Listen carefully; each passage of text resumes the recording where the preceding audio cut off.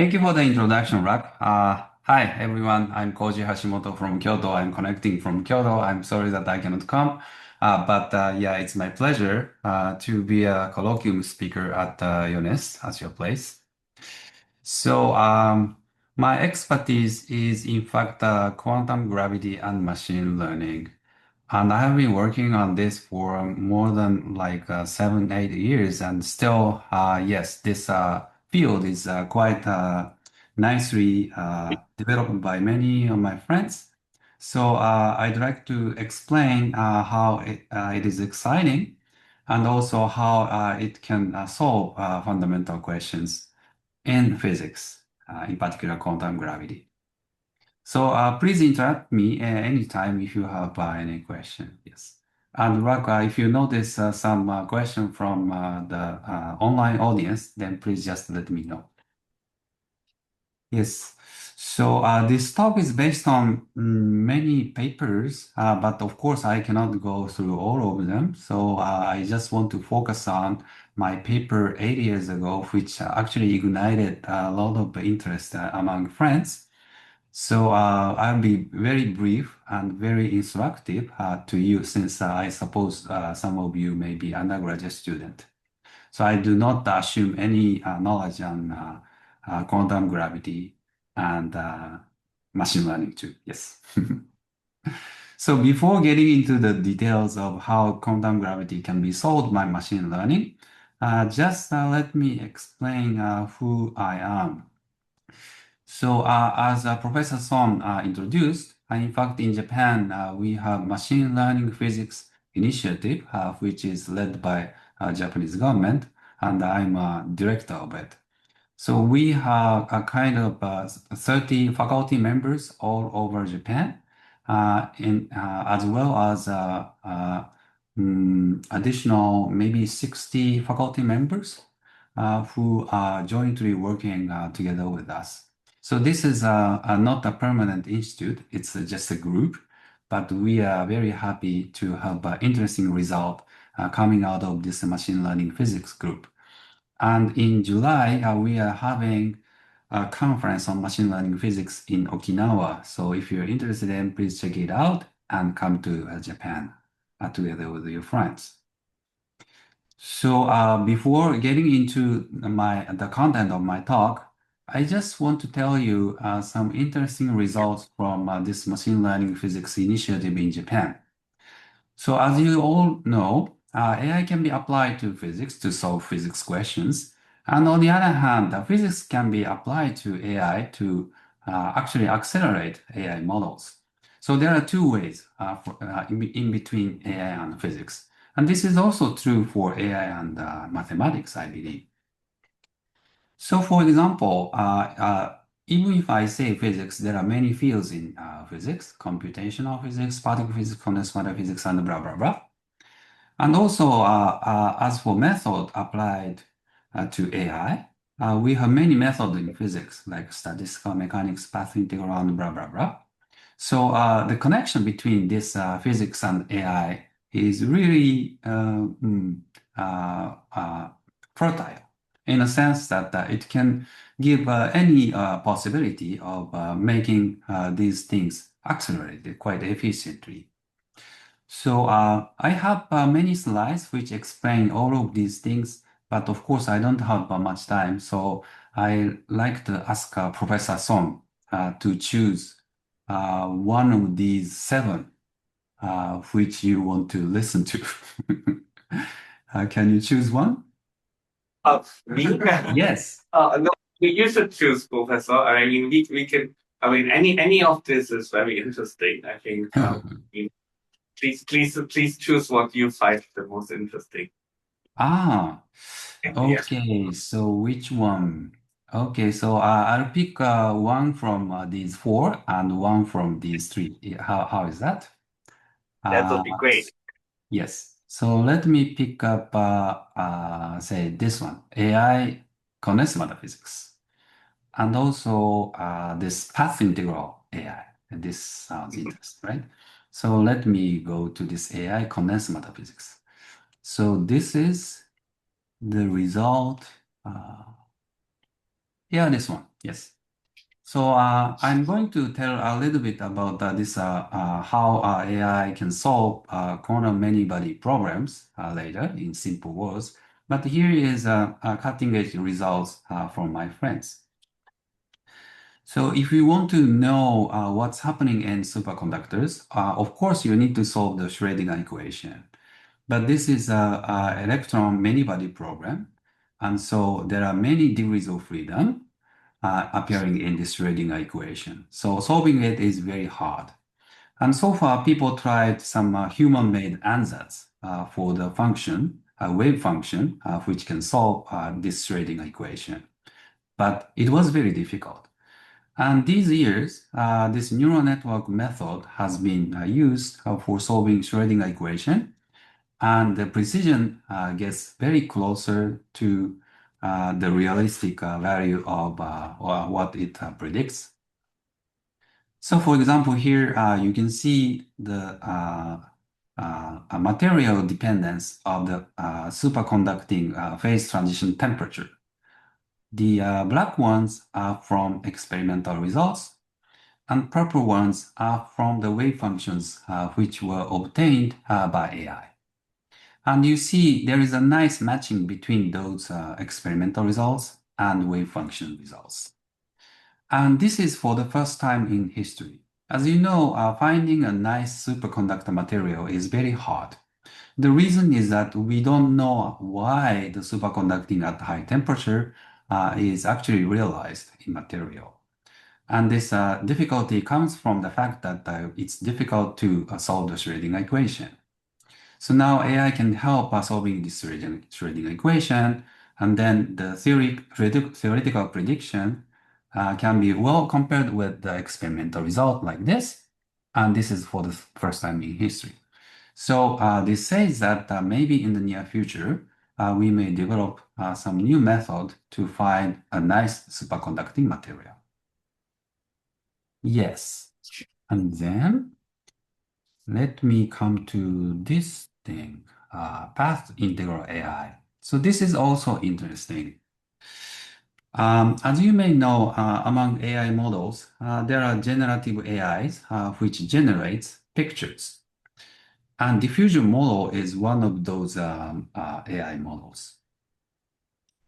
And in diffusion models, as its name says, in fact, the diffusion process is used to generate those pictures.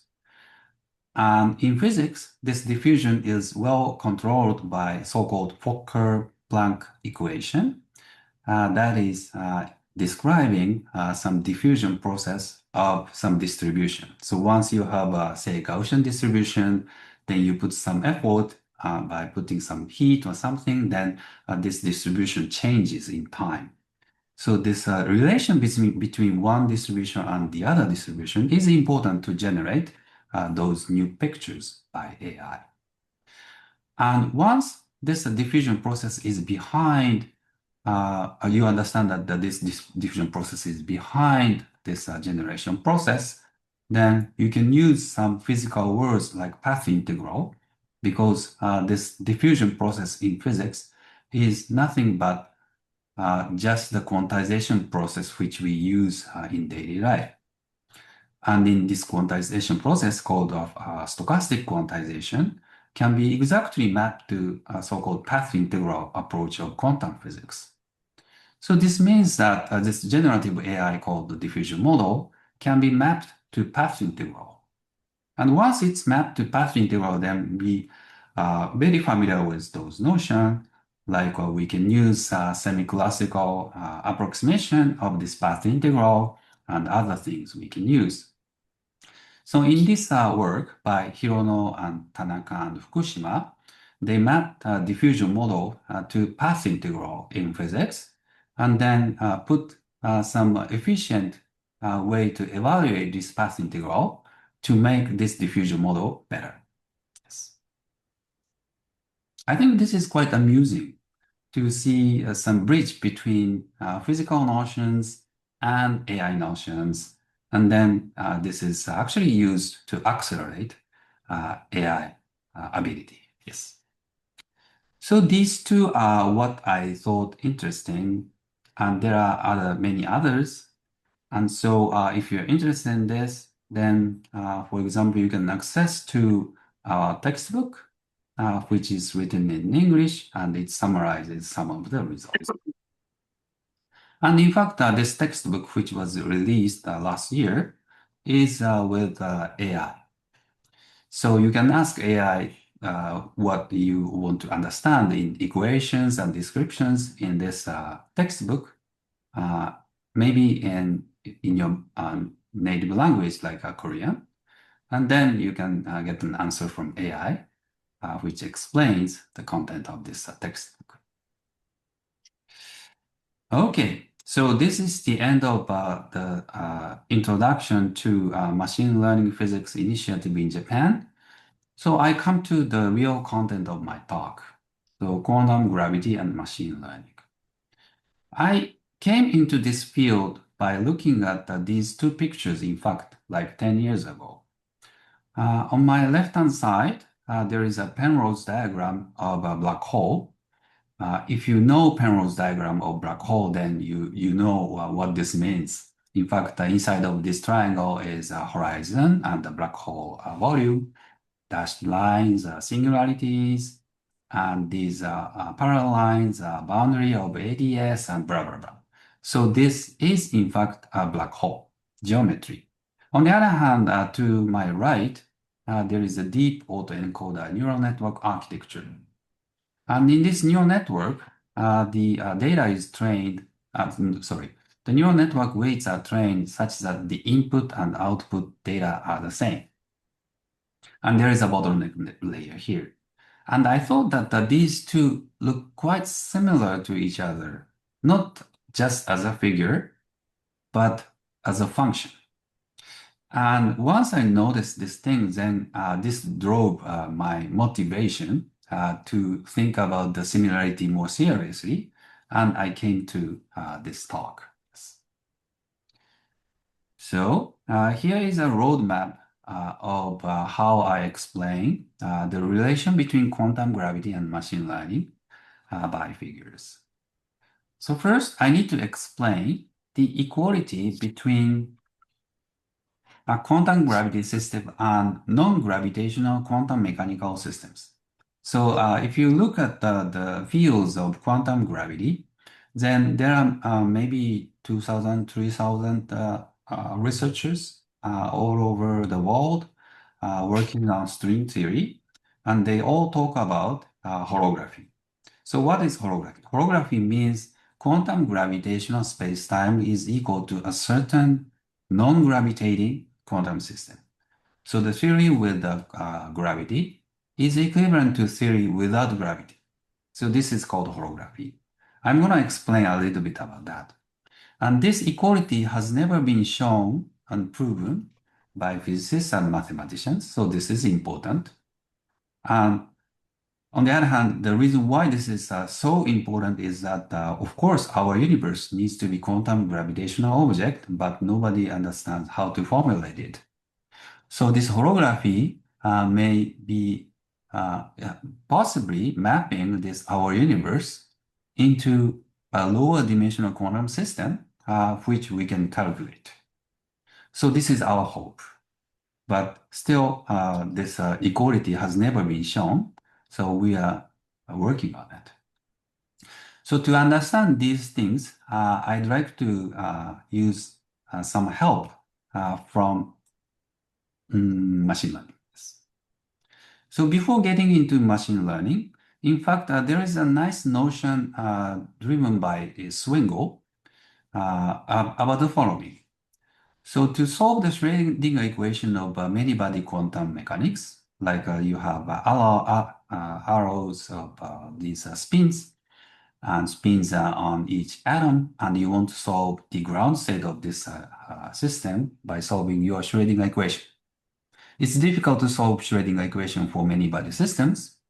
So what people worked out is to use some ansatz, which is called tensor network, and build this ansatz wave function to solve Schrödinger equation. And it's known that when the quantum system is very close to the critical phenomena, like a superconductivity, then this kind of tensor network actually can describe the wave function quite well. So I'll come to more details later. And Swingle in 2010 noticed that this tensor network looks like a certain space-time, which is one-dimensional higher compared to the original quantum system. And in fact, if you see the scaling of the number of tensors when you go deep into this tensor network, then you notice that this is not a flat space-time, it's an anti-de Sitter space-time. All right, so anti-de Sitter space-time is a solution of Einstein equation. So this means that from a certain quantum mechanical system which exhibits critical phenomena, you can get one-dimensional higher some gravitational space-time. So this is a history. And then let me add next thing. So as I will explain, Cario and Troya in 2017, they in fact generalized this tensor network to neural network. And this solves Schrödinger equation better. And it is not necessarily be just a critical phenomena, but it can be applied to many, many other phenomena. So this neural network wave function method turned out to be quite efficient and useful in solving Schrödinger equation. So the question here is that, okay, once neural network is proven to be better, then what is the corresponding space-time? In the case of tensor network, Swingle noticed that this is really like an anti-de Sitter space-time. And now I replace tensor network by neural network, then there should be some corresponding space-time emergent from this neural network as a structure. It's not just giving some unknown function in machine learning ordinary method. I'm saying that this neural network itself may be seen as a space-time. So this rather ridiculously kind of yes idea can be seriously taken care of. And in my talk, I'd like to explain in what kind of situation the neural network itself can be recognized as a general space-time. So I divided my talk into 4 parts. First, I will explain what is holographic principle in plain words. Then I will explain this Schrödinger equation solver part. Tensor network is generalized to neural network wave function, and it actually solves Schrödinger equation better. And in section 3, I will discuss the possibility of rephrasing the structure of neural network as a space-time. And this is a kind of speculation. There are many interesting aspects of neural network, and in particular, today I want to look at this neural network as a space and time. And finally, altogether, I will explain how quantum gravitational space-time in holographic principle can be actually read off from trained neural networks. So I have 4 sections. Quantum gravity, and then neural network quantum states, and then when is neural network a space-time in section 3, and then section 4, quantum gravity, space-time emergent from data.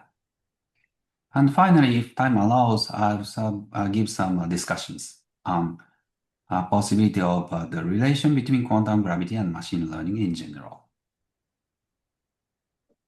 So let me start with section 1. So this is a completely review of string theory and holographic principle in just 3 or 4 pages. So here is my personal view on quantum gravity history. In 1974, t 't Hooft and Veltman showed that in fact the quantum perturbation theory, which is quantum field theory, actually fails in Einstein gravity. So Einstein gravity is conflicting with quantum phenomena. So what do we do? So this is the birth of the question of establishing quantum gravity. We are still working on it, yes, after 50 years. But in 1997, Madasina actually found a very nice correspondence between gravitational spacetime and non-gravitating quantum mechanics. And until Madasina get to this thing, there are important things like Nam Saskin-Nielsen found string theory of hadrons, and Ionia Sherkan-Schwartz found that string theory actually includes quantum gravity as a perturbation theory. So this is one, path flowing in the history. And the other one is Bekenstein and Hawking, black hole entropy, and 1993, based on this black hole entropy formula, which says that the area of the black hole is counting the information of the black hole itself, suggesting that quantum gravitational Hilbert space of quantum mechanics will be dimensionally reduced somehow. But based on this kind of argument, 1993, Toftan Susskind proposed a holographic principle. And this is difficult to understand for many people, but Madasina found a very nice example of how ADS-CFT works. So this is a brief history of quantum gravity. And after this ADS-CFT correspondence appeared in 1997, many people were working on it, but still this equality which I showed is not to be proven and yet to be proven. So what is this ADS-CFT correspondence? In plainer words, this says something like this. So ADS and CFT means something like this. So ADS, which is the abbreviation of anti-de Sitter space-time, is describing quantum gravity in d plus one dimensional space-time. On the other hand, CFT means, in plain words, it's a quantum mechanics in d-dimensional space-time, and that's it. And Madasena, based on this holographic principle, showed that in a certain situation, that these two apparently differently looking theories may be considered to be the same. And this is what this equality says. And in fact, vast amounts of examples are known, but there is no proof. And of course, we don't know how it works. And more serious question and a concrete question is that, for example, for a given left-hand side, how can we get the right-hand side? Okay, so you can come up with your favorite quantum mechanics, like harmonic oscillator. Yes. Then for a given this harmonic oscillator, then can you get equivalent gravitational description of it or not? So this is the question. Now, of course, quantum gravity itself has never been defined. So putting this equality may be just saying that you cannot solve this ill-defined question. Yeah, that's right. So instead of this equality, I can relax it. So I use the classical gravity. So classical gravity, the Einstein gravity, we know.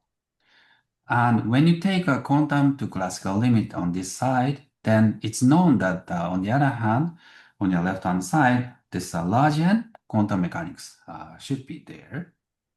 Large n means that you have n degrees of freedom of this quantum mechanics, and n is taken to infinite. So there are many body problem, and that's what you are expected to solve. So when you say that these two theories are equivalent, what does it mean? In fact, there is a precise equality between these two, and that is what I'm going to explain. So what is equal to each other in both theories is, in fact, the partition function. So partition function is defined like this. So you have a Lagrangian of this quantum mechanics, and you exponentiate it, and you make a path integral over all possible configuration of this Q. And that's the definition of this Z partition function. So what is phi 0? Phi 0 is a source function, phi 0 of D. So you give phi 0 t, and you consider a coupled operator O of Q, then you make a path integral. And then this path integration, the partition function, is a function of this source function phi 0 of t. Okay, so this is the definition. And you can compute this in a very nice way by using quantum mechanics. On the other hand, what is the partition function of classical gravity? It is the action evaluated with the on-shell gravitational fields substituted into the Einstein action and exponentiated. There is no path integral here. It's classical theory. And phi 0 actually appears as a boundary condition of scalar and gravitational field inside of this higher dimensional space-time.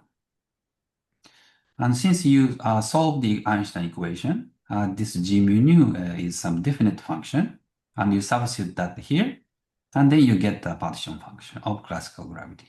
And the conjecture says that these two are equal to each other.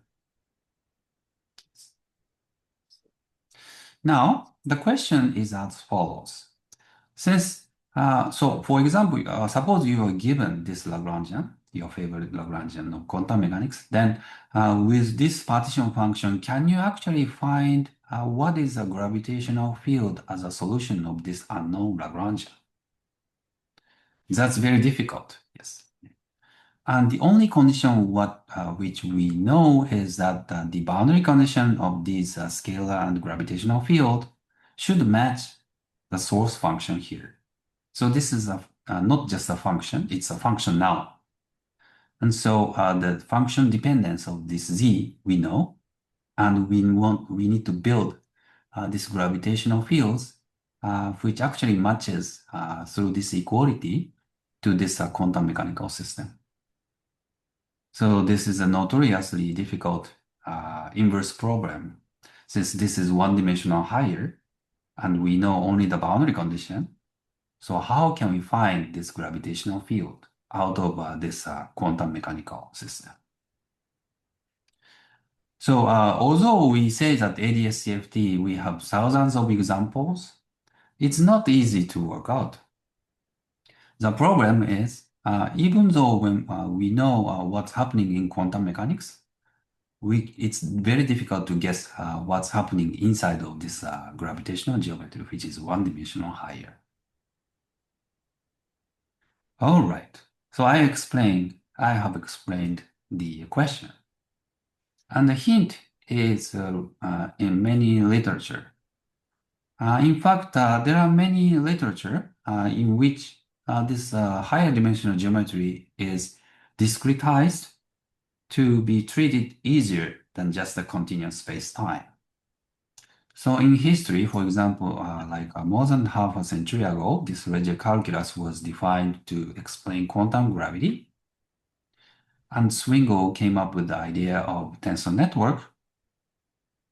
And more recently, this Presque and his collaborators come up with a nice quantum informational kind of network, which is a toy model of ADS-CFT correspondence. In all of these things, what is bad is that this network is fixed and it's not dynamical. So we have a tendency to relax this condition of fixed geometry to gravitating flexible geometry. So this is the end of section 1. So quantum gravity is conjectured to be one-dimensional lower quantum mechanics, but it's difficult to go backwards to find a nice gravitational background which reproduces a quantum mechanical partition function. Do you have any question? So far, is it okay? Okay, good. So let me go over to, yes? Is there also a connection to circuits in quantum computing, quantum computers, like Here, yes. Yeah, indeed, there is a connection to quantum computer. This toy model of ADS-CFT, which is proposed by Pastovsky, Yoshida, Haro, and Presque, is based on the quantum informational aspect of ADS-CFT correspondence. Yeah, I totally skipped that part, but in fact, there is a so-called Ryutaka-Yanagi formula, which measures the entanglement entropy of quantum system by using holography. And this gives birth the relation between quantum information and quantum gravity ADS-CFT correspondence. And this toy model discretized ADS black hole spacetime is actually based on this quantum informational technology, which has been used to build quantum circuits. So this looks quite similar to this tensor network, but it's different. So these, these blocks actually correspond to a certain quantum gates, and the information which is defined at the boundary of this space-time is propagating into the black hole. So in this way, this becomes a quantum computer whose input is given by, for example, these randomly looking white circles, and the output is given by these red ones, or vice versa. Yeah, in this way, this how the quantum information is scrambled, transferred rapidly, is corresponding to how you can build the space-time inside of this quantum system. Yes. So there is a great advances in this kind of research direction. And today I'm not going to use that, but the point here is that it's efficient to discretize the space-time to find an example of quantum ADS-CFT correspondence. Yes. Did I answer your question, Rak? Yes, please continue. Thank you. Okay, so let me go to section 2, the neural network quantum states. So here again, this is a review of this part. So Cario and Troya discovered that neural network actually solves a Schrödinger equation quite rapidly and efficiently. So today I may skip the definition of neural network, may I? Or should I explain that to you? I have several slides to explain that to you, but... Yes, please do. Yes. Okay, so let me go through it briefly. Mm-hmm. So when you look at the textbook of machine learning, then it starts with neural networks. And if you Google that, then there are plenty of many species of neural networks. But basically, there are two kinds of these neural networks. The one is called perceptron model. The other is a Boltzmann machine. And today I'm going to use just a perceptron model. So let me explain what this is.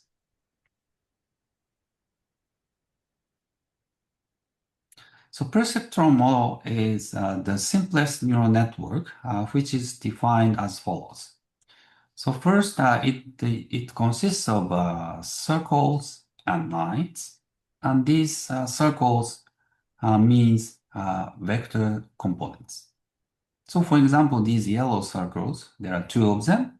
So the input is a two-dimensional real vector, which I specify by xj, so x1 and x2. And the output of this neural network is this red one. So in this case, it's just a one-dimensional. So this is a function. The input is two-dimensional vector and the output is one-dimensional value. And the function is written like this, reflecting the architecture of this neural network. First, you multiply 2 by 2 matrix on top of this input two-dimensional vector. Then you have these green values. And each of these green values, you act so-called activation function, which is a nonlinear function, component-wise, something like this. Then you have two-dimensional vector as a result of this activation function. Then you multiply two-dimensional vector, which is w, to get one-dimensional result. So this is the how this function is operated. And when you change the components or elements of these matrices W's, then this function f represents different functions. And if you are allowed to change the values of these elements, then you can actually changes the shape of this function. And machine learning just says that the tuning of this function parameters so that it has a desired input-output relation. So for example, if you want to reproduce some input-output result, you prepare some training data. So once input is X, then output is F. So those values, a set of those values you need to prepare. And you want to reproduce the relation between input and output by tuning these W's. And how this can be done? So it can be done automatically by defining this loss function and lowering the value of loss function. So what is loss function? Loss function is given by this. So it's the discrepancy between the functional output and the real data output. And if you make this difference to be 0, then this means that this function actually reproduces a given data. So in this way, the training actually goes automatically to tune the parameters such that this function reproduces all the data. So it's very simple. And yeah, nowadays you can actually ask ChatGPT to say, okay, please machine learning this data, then it can automatically do everything for you. And the content is actually this. And if you make these circles to be more circles or more layers, then this function becomes more and more complicated, and its representative ability grows so that you can fit a very complicated function automatically.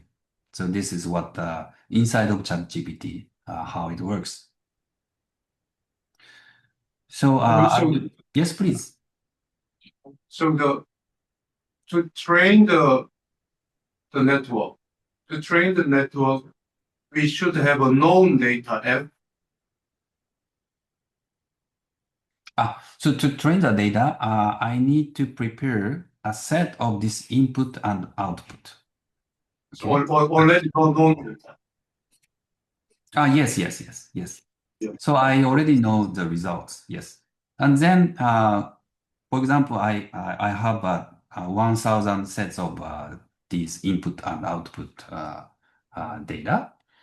And then I can train this neural network so that it can reproduce all of those thousands of data. And then once the training is finished, then I can, for example, put some input value which is not included in this data set. Then it gives you some new answer, and that is very important for us, right?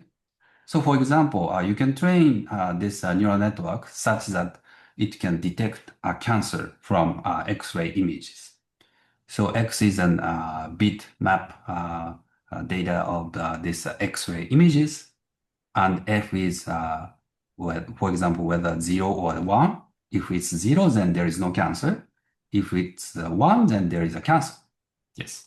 So this kind of set you prepare. Then after putting thousands of those image and 0 or 1 data set, you can train your neural network. And if the training is complete, then you can trust this neural network function, whatever it's complicated. Then finally, you put your body's X-ray image here, and you are shrunk. Yes. You'll see whether the result is 0 or 1. So that's important for you, right? It is how this image recognition neural network was trained. Did I answer your question? Yeah, thank you very much. Great, yes. So basically this is it, and what's happening in all LLM and everything is like this. So the goal is to use this to find a solution of Schrödinger equation. So what is the problem? In physics, for example, in a given Hamiltonian, you want to solve the Schrödinger equation to find the ground state wave function. But there are too many dynamical variables. For example, in this case, it's spin. If there are Avogadro number atoms, then this is a huge number, right? And so people tried many ansatz function. For example, matrix product states is something like this. You prepare a common big gigantic matrix which depends on spin plus 1 or minus 1, and then you make a product and make a trace. And this is a certain ansatz for this wave function, right? Yes. And also a generalization of this thing is a so-called tensor network states. So you prepare big those tensors and then make a summation over inside indices to be ansatz function for this ground state wave function. And you tune the elements of these matrices and tensors so that it can actually give you a lower energy by substituting this into this energy expectation value formula. And that's it. This is what people tried. And then Kallio and Troya in 2017, they come up with the neural network method. It's easier to explain by this Saito's formula, so let me explain by this. So in this feed-forward neural network states, which is a perceptron model, the input is these S1, S2, S3, S4, the speed variables, and then output is this wave function. So this is parameterized by these W's and biases and weights inside of the neural network, and it can represent very complicated functions, as we already learned. So this is great, and loss function is just to lower the ground state wave function energy, and that's it. And Kallio and Troya first tried this, and in fact, they found that it lowers the calculated energy quite efficiently compared to the other human-made ansatz for the ground state wave functions. So here is an excerpt from their paper. So if you increase the number of hidden units, which is the number of parameters of the neural network, then the ground state energy goes down and down and down, and it beated the human-made ground state energy ansatz. So this means that neural network is quite suitable for solving Schrödinger equation to get the ground state wave function. And after that, of course, people tried why this is happening in neural network, and there are interesting relationship was discovered between, say, neural network states and tensor network states. Sometimes they got equivalent to each other, and other interesting things has been discovered. But anyway, the lesson here is that, in fact, replacing the tensor network by neural network actually works to solve Schrödinger equation. So this is the end of section 2. Yeah, in fact, these days, in my department, for example, condensed matter theory group graduate students, when they enter this building, then they solve neural network. Yes. So this is completely a standard method for solving Schrödinger equation right now. I have a question. So could you please explain the difference between the neural network and tensor network? Is it a tensor network spatial neural network? Yes. So the difference is, in fact, how the architecture is built out. So as I explained, the neural network states are like this, with the W's as parameters and sigma as activation function. On the other hand, the tensor network states is written like this. So these are multiple products of tensors, and you have contractions between tensor indices. So the structures are quite different, right? So this is the difference. And if I say more on that, for example, if you simplify this activation function to be a very special form, Sometimes this can be equivalent with this tensor network. So in that sense, this neural network method, whatever feed forward neural network or Boltzmann machine, these are kind of generalization of tensor networks. And one more point is that if you increase the number of parameters, then normally we expect that it's going to be more difficult to tune them, right? So too many parameters. What do we do? But what machine learning tells us is that even though the number of parameters is bigger than the number of data, you can actually train this neural network easily, and then the generalization is always available. We don't know the reason, but we can do it, yes. So this is one good motivation for us to replace tensor networks by neural networks. Can I ask just a very rough question? So in kind of any practical calculation, do you have any limitation of the number of parameters? In the neural network method? Yeah. Yeah, of course, if you have a bigger number for the number of parameters, then it actually takes a lot of time to train it. Yes. Yeah.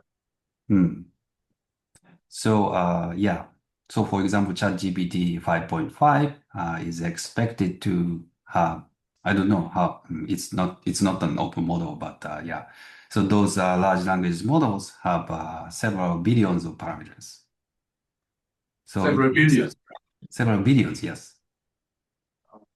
So those language models actually captures a lot of very minute differences between words and text, and those are hidden in those billions of parameters. So yes, the number of parameters is gigantic, and to train it, it costs a lot of time and energy. But for example, for this kind of neural network which solves a Schrödinger equation, you don't need such a big number for the parameters.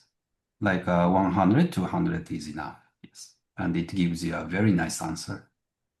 So the computation is quite easy, and it can be done in seconds. Well, actually, what I assumed in my question is that actually I'm doing the condensed matter computation physics, the time-dependent dense functional theory. And actually the most key quantity in our field is scalar field in the position space, that is the charge density in the position space. We usually need 10 to 100 million grid points. So I see. I want to ask that the 100 million component of a parameter, can it be used these types of neural network computation? So my tentative answer is yes or no. What I mean is that the number of parameters inside of neural network doesn't matter. Yes, you can actually optimize it. But if the input dimension is such a big number, and also if you want to see very minute correlations between those input points, then I think there is a big problem there. Maybe we can discuss more later, yes. Yeah. Yeah, that's an important part, yes. Thank you. So since time is up, sorry about this. So I come quickly to section 3 and 4. So in section 3, I'd like to explain in what kind of situation the neural network can be a space-time. So if you look at this neural network, and if you want to regard this as a space, in fact, there is no notion of which unit is close to which one, since all of the units are connected.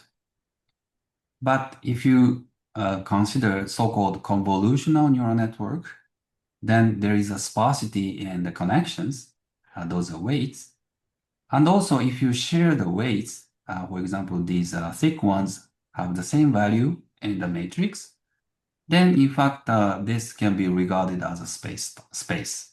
The reason is that if you want to get this second layer, some value from the first layer with an input and multiplication of some matrix, then this one is connected to that, this one is connected to that and that. So it can be connected only to the next unit, right? And when you have this kind of local structure, then the difference between this and this can be regarded as a derivative.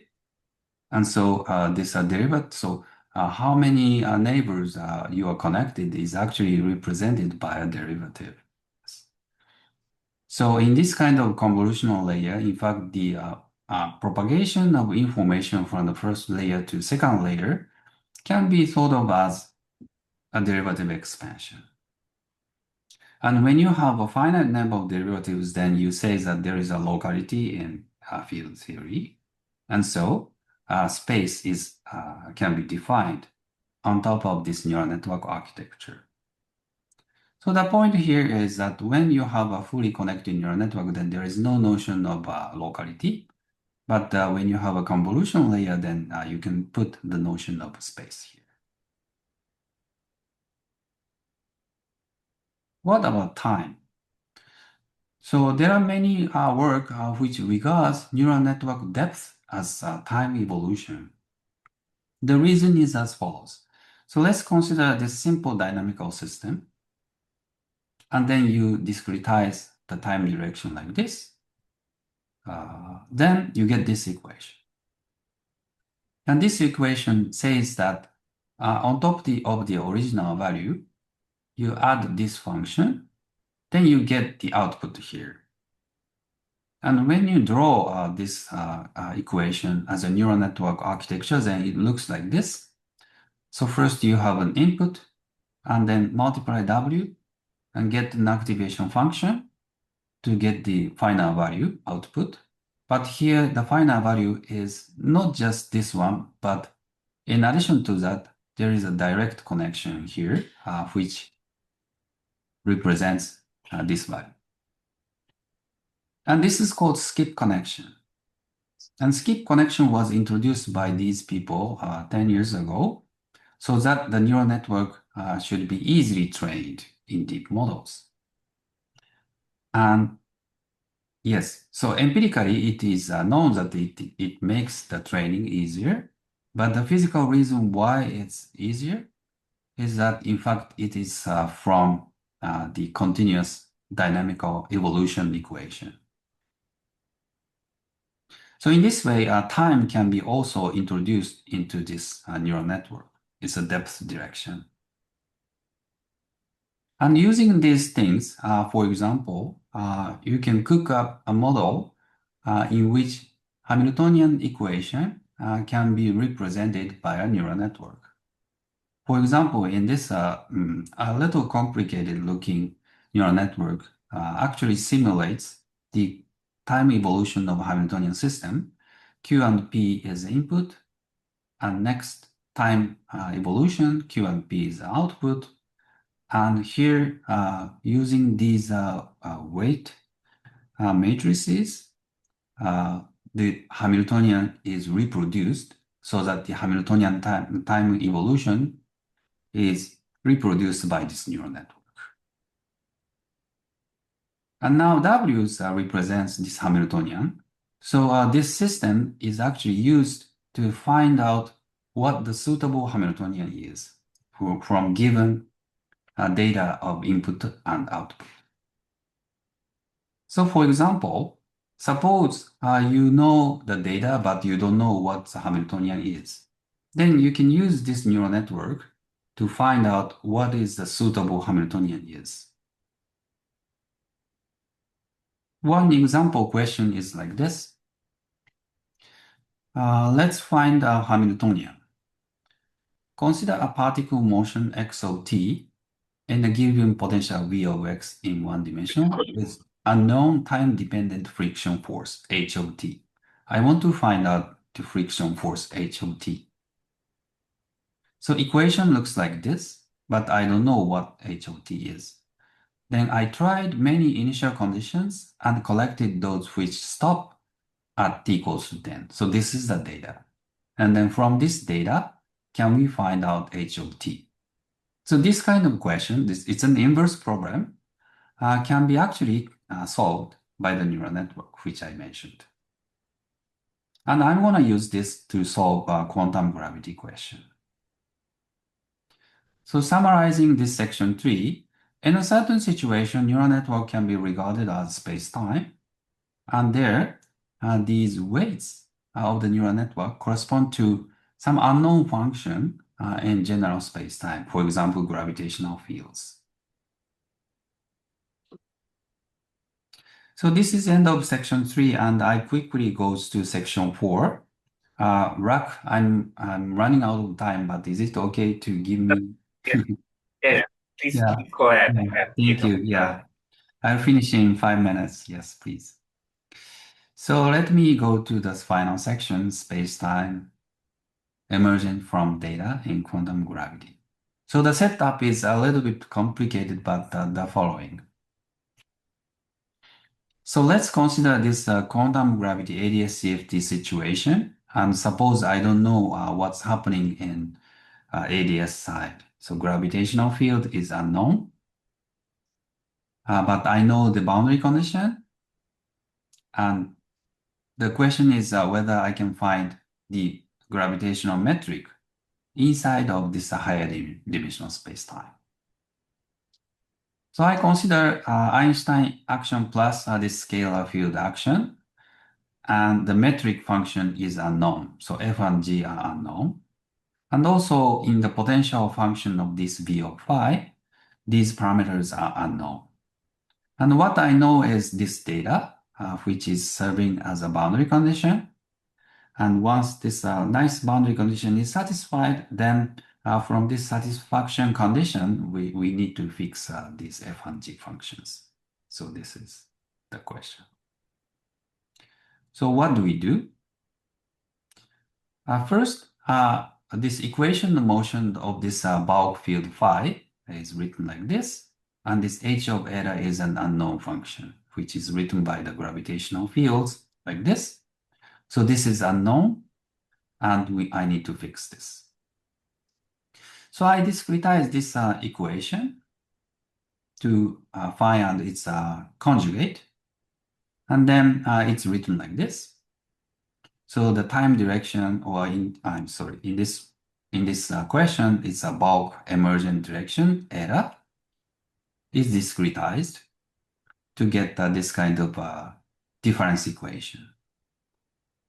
And now this difference equation can be regarded as a neural network, starting from here, propagate into this higher dimensional theory. And these green lines correspond to this h of eta, which is one element of the matrix. And this can be trained because this is a neural network. So the training condition is that once I give the consistent boundary condition for the input here, and then the result should be pi equals to 0. The reason is that in this gravitational setup, the output needs to be a black hole boundary condition, which is just pi equal to 0. So I train this neural network such that the output is pi equal to 0, so that the black hole horizon should be here. And you notice that, in fact, this equation is the same as what I mentioned earlier. This model, it's exactly the same. The friction force, which is unknown, can be fixed by this kind of condition. And this condition is exactly what we are working on in this quantum gravity setup. So this is just an inverse program. We know the boundary condition, and we can map this equation motion to a neural network, and then the trained weights inside of the neural network is our answer. So let's train this neural network. So the data is given by, say, in our case, I want to borrow the data from QCD. So I picked up some supercomputer results. It's a quark condensate as a function of quark mass. The reason is that we are interested in the emergence of bulk gravity from QCD data. This is hadron physics. So I pick up this one, and I train the neural network, and it easily finds the solution. So this h of beta, which was a friction force in the previous section, is now the bulk emergent gravitational metric function, and you can find it like this. And also some other unknown parameters are completely fixed. And so the result is obtained. So inside of the neural network is regarded as emergent smooth bulk geometry, and we can obtain it by machine learning. And as a bonus, yes, please, do you have a question? Yeah, the last page. There was a that one. What Yes. is the red line and what is the green dots? Yes. Yeah, sorry about that. So here, when I prepare the data, so these blue ones are the positive data, and orange ones are false data. The false data means that if you input these orange ones, then the output is pi is not equal to 0. So this is called false data. And true data or positive data means once you input these green dots as an input of neural network, then the result output is pi equal to 0. So when you want to train the neural network, then you need positive and false data. So both of data are necessary. So I prepared those data in that way. And then training goes like this. So these green ones are the neural network outputs of the positive data. And red one is the actual positive data. So when these two overlap with each other, then this means that the network is trained and the correct output is obtained. Did I explain? Yeah. Yes. So this is the how the training process proceeds. You can see at the beginning there was no matching, but finally it matches. So if you train it more than it's the green side goes to the red thing more. Oh, like, yeah.